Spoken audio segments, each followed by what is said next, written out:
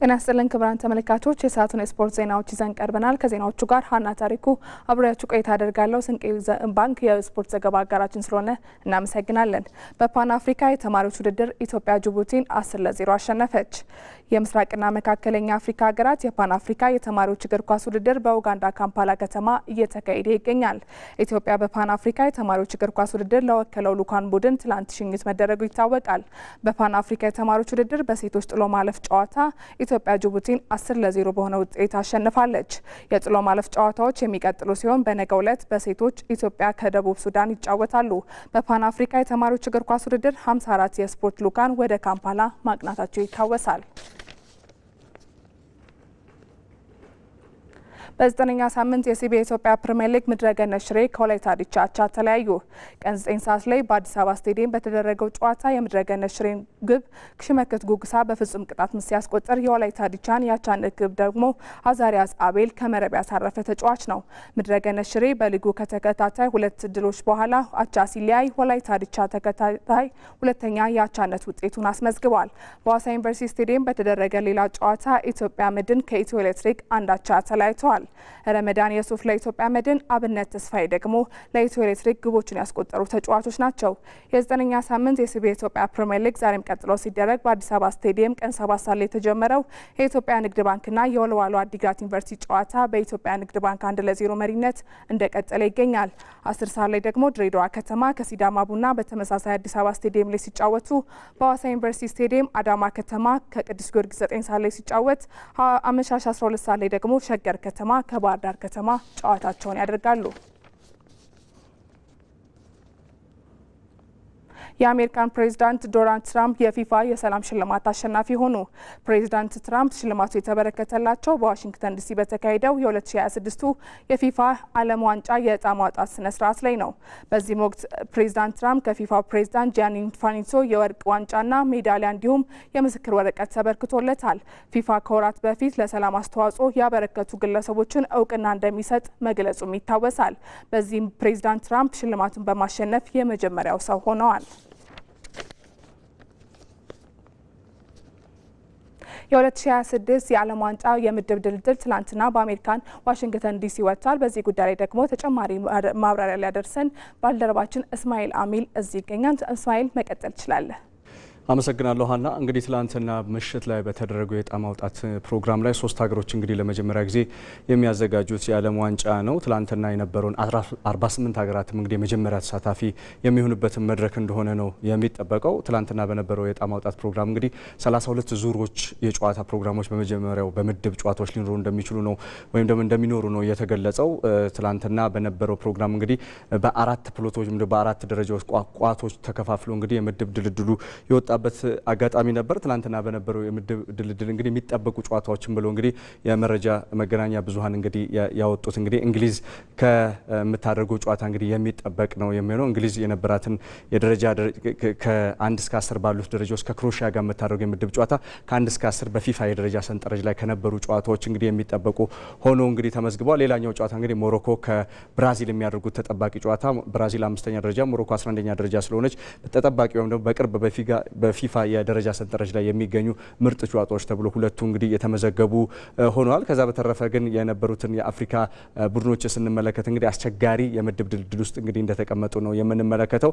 ከደቡብ አፍሪካ የመጀመሪያ ከሜክሲኮ ጋር የምታደርገው ጨዋታ የ2010ሩን የአፍሪካ ዋንጫ ወይም የዓለም ዋንጫ በአፍሪካ ምድር የተደረገው እናስታውሳለን። የመጀመሪያው ጨዋታ በ2026ቱም የዓለም ዋንጫ የመጀመሪያው ጨዋታ ሆኖ ነው የሚቀርበው። ይሄ ጨዋታ እዚህ ምድብ ላይ የሚገኘው እንግዲህ ደቡብ አፍሪካ ከደቡብ ኮሪያ ጋር የተመደቡት የምድብ ጨዋታዎች እንግዲህ ቀላሉ ተብሎ በአፍሪካ የተወሰደ ነው። ከዛ በተረፈ ግን ኮትዲቯር የተመደበችበት ከጀርመንና ከመሳሰሉ ሀገራት ጋር የተመደበችው እንግዲህ ቀላሉ ሁለተኛው አፍሪካ ያገኘችው የምድብ ጨዋታ ሆኗል። ከዛ በተረፈ ያሉት ግን 7ቱ የአፍሪካ ሀገራት ከባድ ተጋጣሚ እንደሚኖራቸው ነው የተገለጸው። ስፔን የምትገኝበት እንግዲህ ያለው ምድብ እንግዲህ ካፕ ቬርዴ እዛ ምድብ ላይ የምትገኘው ከባድ መርሃ ግብር እንደሚገጥማት ነው የተነገረው። ሴኔጋል የምትገኝበት ምድብ ደግሞ ፈረንሳይ ከደቡብ ኮሪያ ፈረንሳይ የምትገኝበት ኖርዌይ ኖርዌይ የምትገኝበት ነው። ይህ ምድብም እንግዲህ ለሴኔጋል ከባዱ ሊሆን እንደሚችል ነው እንግዲህ የተጠበቀው። ግን በትውልዷ ጥሩ የሆነው ሴኔጋል እንግዲህ የተሻለ ውጤት ታመጣለች ተብሎ ነው የሚጠበቀው። ሌላ በዚህ ዓለም ዋንጫ እንግዲህ የሚጠበቀው ክሊያን ኤምባፔና ኤርሊንግ ሃላንድን ያገናኘ መርሃ ግብር ነው። እንግዲህ ሁለቱ ትልልቅ የአውሮፓ መድረክ አጥቂዎች ናቸው። በዓለም ዋንጫው እንግዲህ አንድ ምድብ ላይ የሚያሳዩን ጨዋታ እንግዲህ ኤክስፔክት የሚደረግ ነው የሚሆነው።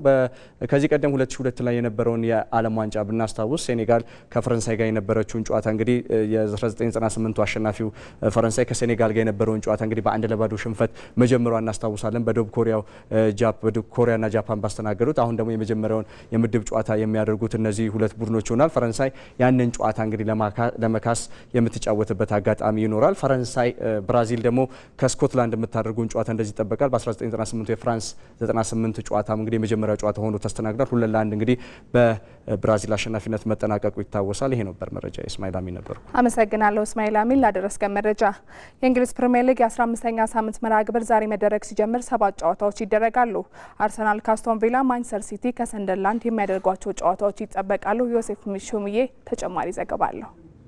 በፕሪሚየር ሊጉ የ15ኛ ሳምንት የመክፈቻ ጨዋታ የሊጉ መሪ አርሰናል ወደ ቪላ ፓርክ ተጉዞ አስቶን ቪላን ይገጥማል። አንደኛና ሶስተኛ ደረጃ ላይ የተቀመጡ ቡድኖች የሚያገናኝ ፍልሚያ እንደመሆኑም በጉጉት ተጠብቋል። በቀድሞ የመድፈኞቹ አለቃ ኡናይ ኤምሬ የሚሰለጥነው አስቶን ቪላ ለመድፈኞቹ ከባድ ፈተና እንደሚሆንም ተገምቷል። ቪላ በሜዳው ባደረጋቸው ያለፉት 25 ጨዋታዎች አንዱን ብቻም ተሸንፏል። ይህ ጨዋታም ኡናይ ኤምሬና ስብስባቸው ትክክለኛ የዋንጫ ተፎካካሪ መሆናቸውን የሚያሳዩበት ነውም ተብሏል። መድፈኞቹ ደግሞ ማንቸስተር ሲቲ ከመጫወቱ በፊት ልዩነቱን ወደ 8 አስፍተው ጫና ለመፍጠር ወደ ሜዳ ይገባሉ።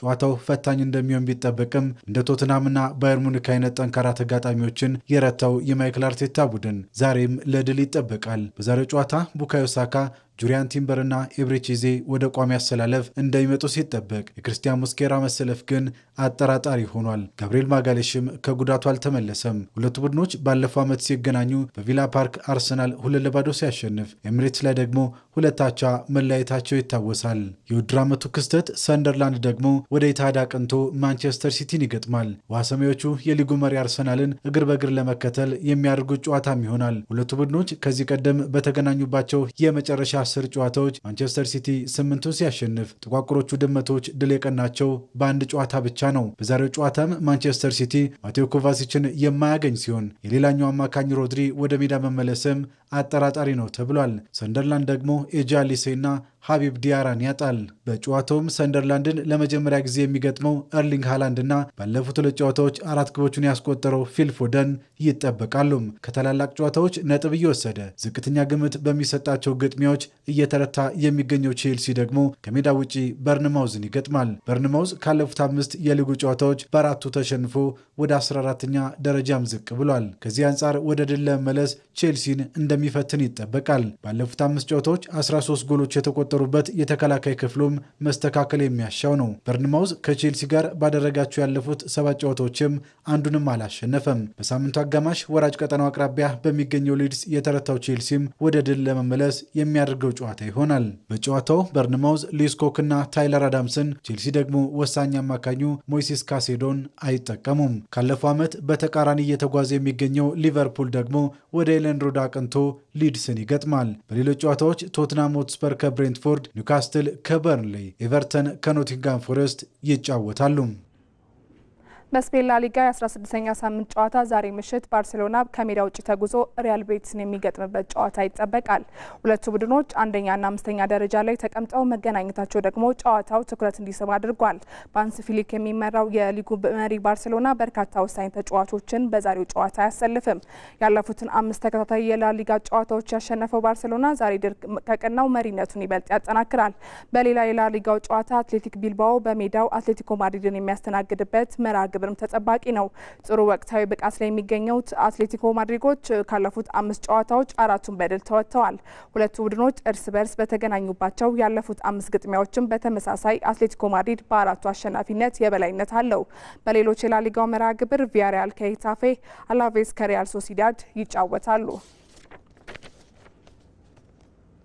በጣሊያን ሴሪያ የ14ኛ ሳምንት ኢንተር ሚላን ከኮሞ የሚያደርጉት ጨዋታ ይጠበቃል። በደረጃ ሰንጠረዡ ኢንተር ሚላን 3ኛ፣ ኮሞ ደግሞ 5ኛ ደረጃ ላይ ተቀምጠው ነው የዛሬውን ጨዋታ የሚያደርጉት።